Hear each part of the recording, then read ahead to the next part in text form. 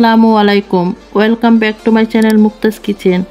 আপনারা সবাই কেমন আছেন? আশা করি সবাই খুবই ভালো আছেন, আর আমিও আপনাদের দোয়ায় আর আল্লাহর রহমতে খুবই ভালো আছি।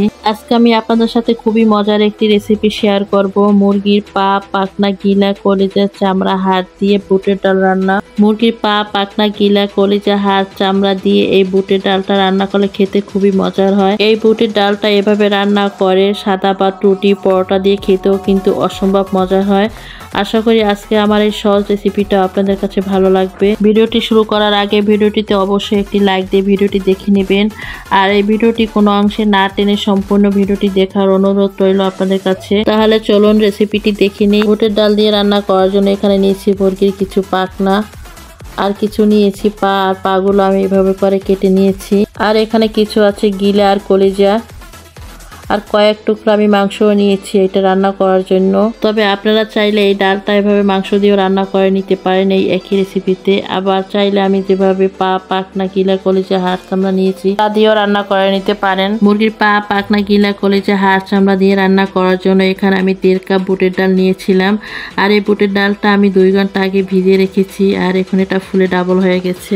এখন চলে যাব সরাসরি রান্নাতে। রান্না করার জন্য চুলায় একটি প্রথমে ফ্রাই প্যান বসিয়ে পরিমাণ মতো সয়াবিন তেল দিয়ে দিলাম। তেলটা গরম করে দিয়ে দিচ্ছি 2টা তেজপাতা। এখন এর ভিতরে দিয়ে দিচ্ছি 4টা এলাচ, 3টা লবঙ্গ, 4টা গোলমরিচ, 3-4টা দারচিনির টুকরা, সবগুলো এখন এর ভিতরে দিয়ে দিচ্ছি। এখন এই গোটা মশলাগুলো আমি তেলের উপরে 10-15 সেকেন্ড ভেজে নিব। ভেজে নিয়ে দিয়ে দিচ্ছি 1 কাপ পেঁয়াজ কুচি। পেঁয়াজ কুচিটা তেলের উপরে দিয়ে এখন পেঁয়াজ কুচিটা ভেজে নেব। তবে পেঁয়াজটা আমি ব্রাউন করে ভাজবো না, হালকা সফট করে ভেজে নেব। তবে হালকা সফট নরম করে ভেজে নিলেই হবে। এই তো আমি পেঁয়াজটা হালকা নরম সফট করে ভেজে নিয়েছি। এখন এর ভিতরে দিয়ে দিচ্ছি আমি 1.5 চামচ রসুন বাটা। এখন দিচ্ছি এর ভিতরে 1 চামচ জিরা বাটা, আর দিচ্ছি 1 চামচ আদা বাটা। এবার মশলাগুলো খুব ভালো করে ভেজে নিব।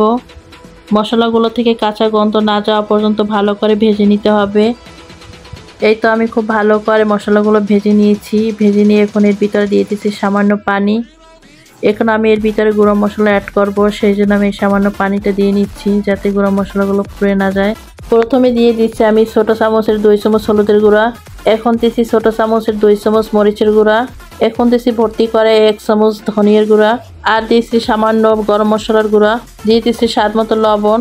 এখন সব মশলাগুলো মিশিয়ে নেব। মিশিয়ে নিয়ে মশলাগুলো খুব ভালো করে আমি কষিয়ে নেব। আমি আমার রান্নার প্রায় ভিডিওতেই বলে থাকি, এই মশলাগুলো যতটা ভালো করে কষাবেন তরকারিটা খেতে কিন্তু তত বেশি ভালো লাগবে। এই তো আমি খুব সুন্দর করে মশলাটা কষিয়ে নিয়েছি, সেটা আপনারা দেখেই বুঝতে পারছেন। এখন এর মধ্যে দিয়ে দেব ধুয়ে রাখা মুরগির পা, পাখনা, চামড়া, গিলা, কলিজাগুলো। এগুলো সব দিয়ে আমি মশলাটার সাথে খুব ভালো করে মিশিয়ে নিচ্ছি। এগুলোর সাথে খুব ভালো করে মিশিয়ে নিয়েছি। ভালো করে মিশিয়ে নিয়ে এখন আমি ঢাকনা দিয়ে 10 থেকে 12 মিনিটের মতো এগুলো কষিয়ে নিব। আমি এগুলো খুব ভালো করে কষিয়ে নিয়েছি। এখন এর মধ্যে দিয়ে দেব ধুয়ে ভিজিয়ে রাখা 8 থেকে ডাল। আমি এখন এই বুটের ডালগুলো দিয়ে দিচ্ছি। বুটের ডালগুলো দিয়ে পা, পাখনার সাথে আমি ভালো করে মিশিয়ে নিচ্ছি। মিশিয়ে নিয়ে এটা আমি 5 মিনিটের মতো ঢাকনা দিয়ে কষিয়ে নেব। 5 মিনিট আমি ঢাকনা দিয়ে ডালগুলো এগুলোর সাথে খুব ভালো করে কষিয়ে নিয়েছি। কষিয়ে নিয়ে এখন আমি পানি অ্যাড করব। যেহেতু এটা বুটের ডাল দিয়ে রান্না করতেছি, এটা সিদ্ধ হয়ে রান্না করার পর একটু ঘন হয়ে যাবে, তাই সেই পরিমাণ করে পানিটা দিতে হবে। আমি আমার পরিমাণ মতো পানি দিয়ে নিচ্ছি। আপনারা যেমন ঝোলটা রাখবেন সেই পরিমাণ পানি দিবেন। যেহেতু ডালটা আগে ভিজিয়ে রেখেছি তাই পানিটা বেশি দিতে হবে না। সিদ্ধ হবার জন্য যতটুকু পানি আর যতটুকু ঝোল রাখবো সেই পরিমাণ করে পানি দিতে হবে। এবার সব কিছুর সাথে ভালো করে মিশিয়ে নিচ্ছি। মিশিয়ে নিয়ে আমি ঢাকনা দিয়ে ঢেকে এটা 15 থেকে 20 মিনিটের জন্য রান্না করে নিব। 15-20 মিনিটের ফাঁকে আমি ঢাকনা তুলে একবার নাড়াচাড়া করে দেব। ঢাকনাটা তুলে আমি ভালো করে নাড়াচাড়া করে দিয়েছি। এখন এই পর্যায়ে দিয়ে দিচ্ছি কয়েকটা কাঁচামরিচ উপর থেকে। তবে এই কাঁচামরিচটা কোনো ঝালের কাজ করবে না, এটা থেকে সুন্দর একটা ফ্লেভার আসবে। কাঁচামরিচটা দিয়ে আমি খুব ভালো করে নাড়াচাড়া করে দিচ্ছি। নাড়াচাড়া করে দিয়ে আমি আবারও ঢাকনা দিয়ে ঢেকে পুরোপুরি সিদ্ধ হয়ে যাওয়া পর্যন্ত এটা রান্না করে নেব। কিছুক্ষণ পর আমি ঢাকনাটা তুলে নিয়েছি।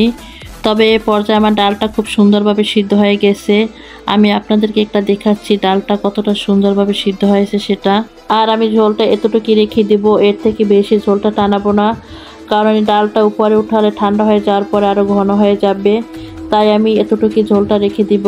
আর আমি চুলা থেকে নামানোর আগে শেষে দিয়ে দিব ভাজা জিরার গুঁড়া, কারণ এই ভাজা জিরার গুঁড়াটা যদি শেষে দেওয়া হয় এটা থেকে খুব সুন্দর একটা ফ্লেভার আসবে, আর তখন এই ডালটা খেতে কিন্তু খুব দারুণ লাগবে। আমি ভাজা জিরার গুঁড়োটা দিয়ে আবার ভালো করে নেড়ে ছেড়ে দিচ্ছি। নেড়ে ছেড়ে দিয়ে আমি চুলা থেকে তুলে নিচ্ছি। এটা তুলে নিয়ে আমি আপনাদেরকে পরিবেশন করে দেখাচ্ছি। খুবই সহজ আর সুন্দরভাবে আর অল্প উপকরণ দিয়ে তৈরি হয়ে গেল বুটের ডাল দিয়ে মুরগির পা পাখনা গিলা কলিজা রান্নাটা। আর বুটের ডালটা এভাবে রান্না করে সাদা ভাত, পরোটা, রুটির সাথে খেতে কিন্তু খুবই দারুণ লাগে। আপনারা অবশ্যই বাড়িতে একবার হলো এভাবে ট্রাই করে দেখবেন এটা খেতে খুবই দারুণ লাগে। তো আজকে বন্ধুরা আমার এই রেসিপিটা আপনাদের কাছে কেমন লেগেছে সেটা অবশ্যই আমাকে কমেন্ট করে জানাবেন। আর আমার ভিডিওটি যদি কোনো অংশে আপনাদের কাছে ভালো লেগে থাকে তাহলে অবশ্যই লাইক শেয়ার করে দিবেন। আর আমার চ্যানেলটি যদি সাবস্ক্রাইব করে না থাকেন অবশ্যই আমার চ্যানেলটি সাবস্ক্রাইব করে পাশে থেকে যাবেন, পাশে থাকা বেল আইকনটা অন করে দিবেন, যাতে আমি এরকমের নিত্য নতুন সহজ রেসিপি আপলোড দেওয়ার সাথে সাথে ভিডিওটি দেখার জন্য আপনাদের কাছে নোটিফিকেশন চলে যায়। আজকে পর্যন্তই, সবাই ভালো থাকবেন, সুস্থ থাকবেন। আবার দেখা হবে অন্য কোনো নতুন ভিডিও নিয়ে। ততক্ষণে সবাই ভালো থাকবেন। আল্লাহ হাফেজ।